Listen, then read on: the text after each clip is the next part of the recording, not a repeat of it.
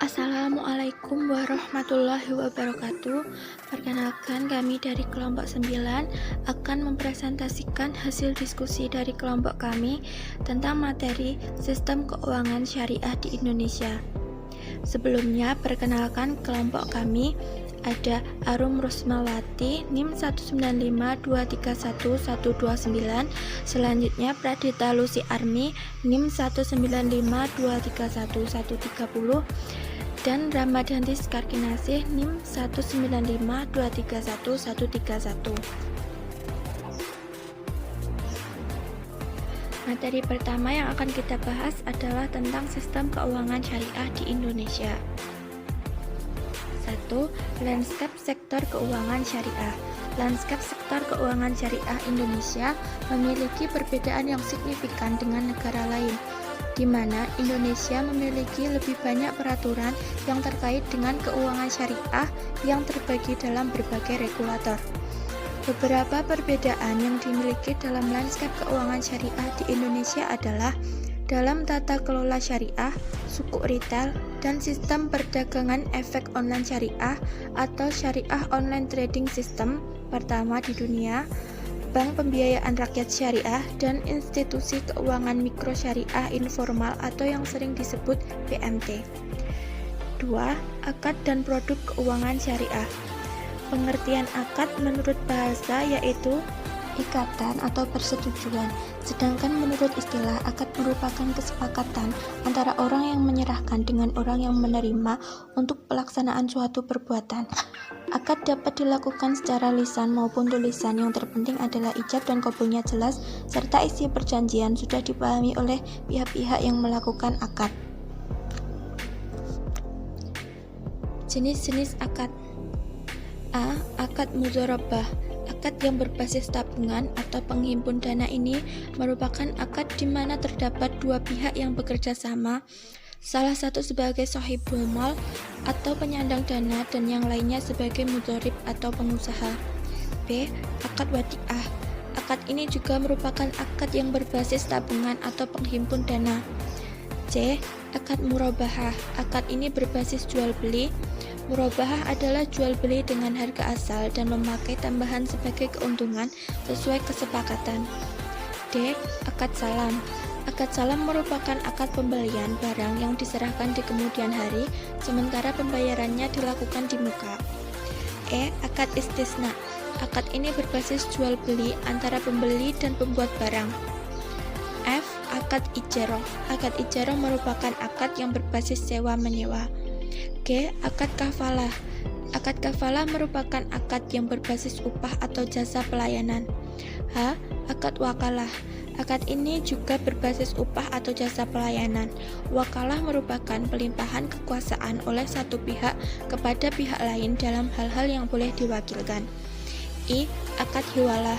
Akad hiwalah atau hawalah adalah pemindahan atau pengalihan penagihan utang dari orang yang berutang kepada orang yang akan menanggung utang tersebut.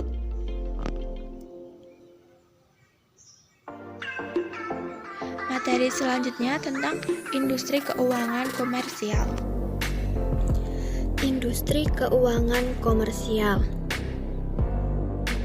Industri perbankan syariah ini akan dilakukan dengan menganalisis struktur dan perubahan dalam struktur industri, mekanisme, persaingan dan pesaing, kesempatan dan ancaman, dan konteksnya, baik masa lalu, saat ini, maupun masa mendatang.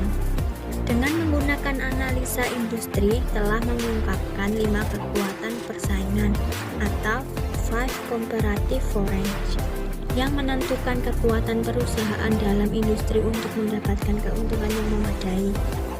5 kekuatan ini yang menentukan struktur industri dan intensitas persaingan.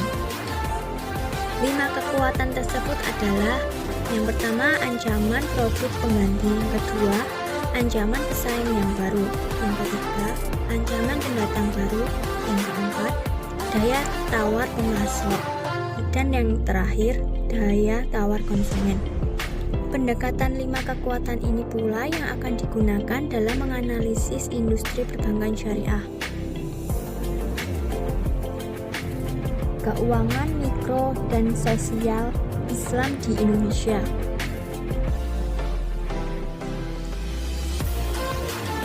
Keuangan mikro syariah.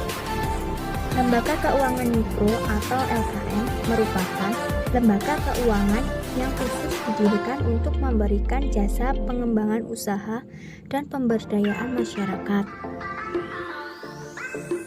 Keuangan sosial Islam. Instrumen keuangan sosial Islam diantaranya yaitu zakat. Zakat dapat membantu masyarakat yang masih kurang mampu atau terbatas untuk bisa menjadi muzaki atau pembayar zakat. Zakat merupakan salah satu alternatif yang baik yang dapat digunakan dalam perekonomian agar taraf hidup umat dapat meningkat. Selain zakat, ada juga wakaf uang, di mana uang tersebut diinvestasikan dan hasilnya baru digunakan untuk orang yang di bawah garis kemiskinan. Dalam realitas sekarang ini, peran zakat dan wakaf sangatlah besar bagi umat bangsa. Dalam ringkasan sejarah Islam dan juga realita negara kita, sudah jelas bahwa keuangan sosial Islam ini mempunyai peran yang penting dalam meningkatkan kesejahteraan umat dan bangsa.